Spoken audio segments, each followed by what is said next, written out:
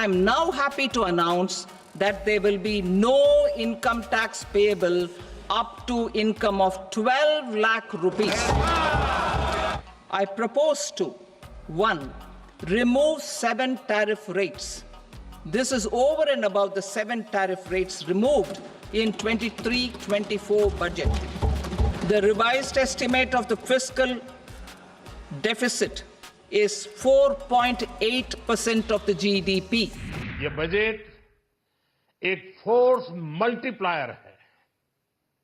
ये budget savings को बढ़ाएगा,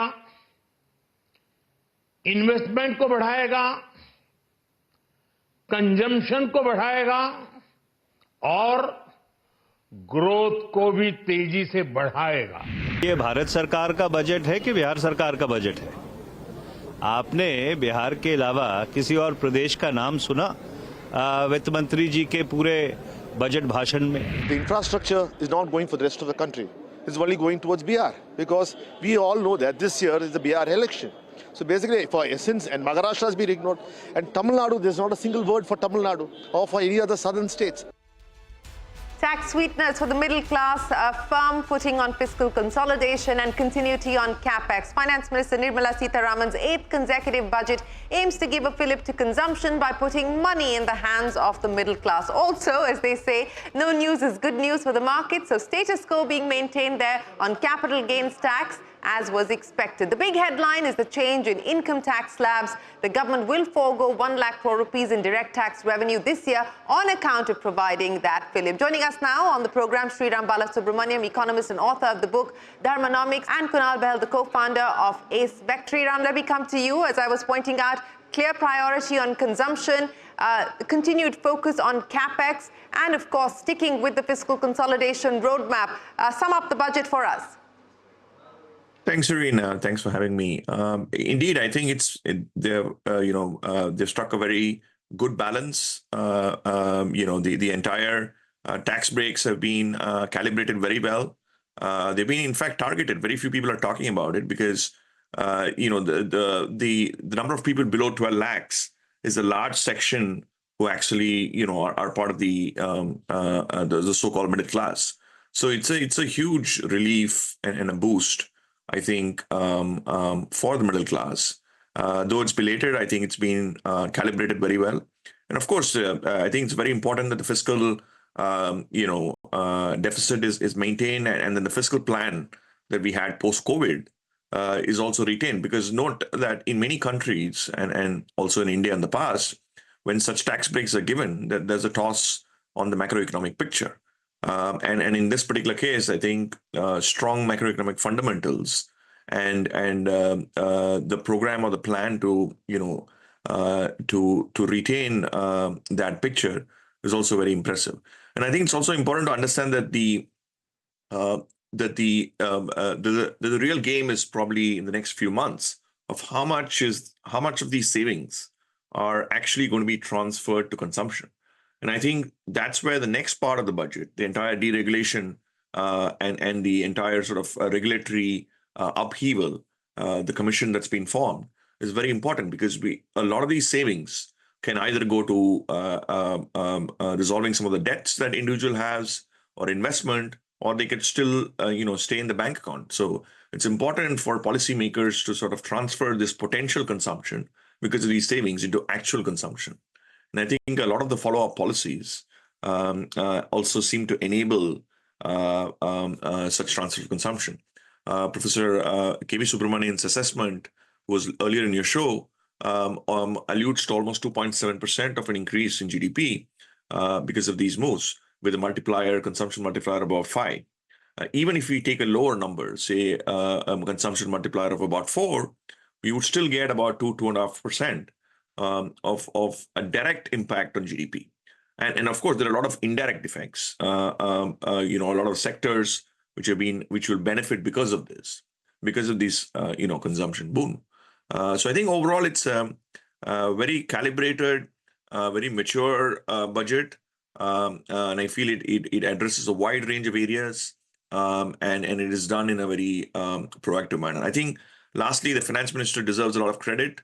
Honorable Finance Minister, she's been under a lot of pressure for many years, and this is her 8th consecutive budget. So I think she deserves a lot of credit for really going the mile and trying to create a sort of a consumption boom in this country.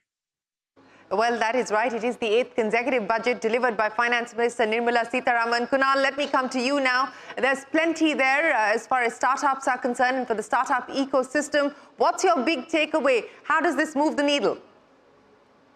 Yeah, thanks, Shereen. Thanks for having me. Look, we're a startup nation, and I think this was a startup budget in many ways. I feel that amongst other things which we'll talk about, but the biggest needle mover is the replenishment of the 10,000 crore fund of funds. I remember 10 years ago, I was actually in the room when the fund of funds was actually announced. And a lot of people sort of rolled their eyes saying, I don't think anything is going to come out of this. This is right when this government had first been elected in 14. And 10 years later, 140 venture capital funds got seeded by this fund of funds.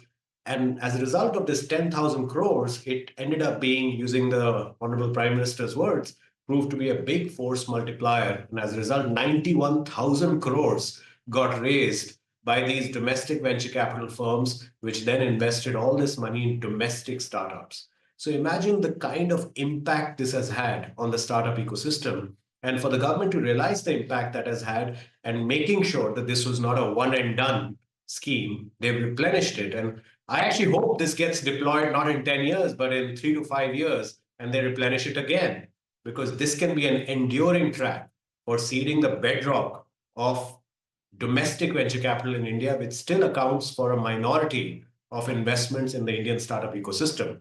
And if you want to be not subject to the vacillations of global financial markets and global funding winters that then thereafter impact our startup ecosystem, we need that strong domestic capital bedrock. So I feel that's a big one. The second one, which is also in the realm of capital, but of a different kind of capital, which is the credit guarantee scheme being up from 10 crores to 20 crores. A lot of MSMEs and a lot of startups are in the realm of MSMEs when they start up. They don't have the, sometimes the wherewithal or the state of business to acquire equity capital, and they need to raise debt. And this increase of limit will really help them to get the money they need to set up a manufacturing facility, buy the raw materials, or pay for the inventory that they need to create. So overall, this is a phenomenal budget for the startup ecosystem. And I think it should really push us forward in the right direction. Comment as well on what the budget has said as far as gig workers are concerned, kind of moving that economy more towards formalization with the benefits that were announced. Kunal, what does that mean now for the gig economy? Yeah, absolutely. First and foremost, I think it's an explicit appreciation of the fact that the new age service economy is such an integral part of Indian society and economy and the financial system, where now suddenly the finance minister has to acknowledge the fact that, look, there are millions of people being employed by the sector who need a social security net and identification for maybe security reasons or other reasons as well. I think it's testament to the impact that the startup ecosystem is having on our country. And I think it's a welcome move, because I'm sure the gig worker and the community of gig workers would really appreciate this movement. Yes, they most certainly will. Sriram, a final word from you. The single biggest highlight as far as the budget is concerned. I think the single biggest highlight, in my view, would be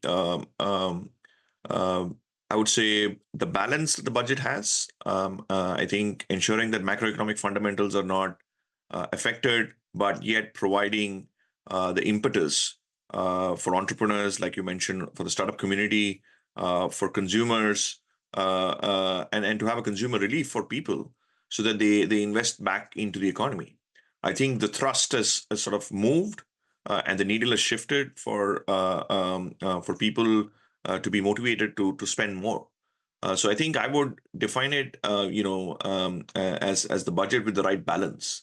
And doing things the right way. I mean, there was in this, especially in the tax realm, I think they've really gone the full mile instead of not doing it halfway. Because if you really want a consumption boom, I think it has to be done in a targeted and in a much more, big bang way. Right. And I think that's how. Absolutely, and certainly much more than what was expected. That is what the finance minister has delivered there as far as the personal income tax cuts are concerned. Sriram and Kunal, many, many thanks for joining us on a big day here at the CNBC-TV18 Budget Headquarters. Appreciate your time. This is a startup budget. That's the word coming in from Kunal Bahl. Sriram calling it a balanced budget that boosts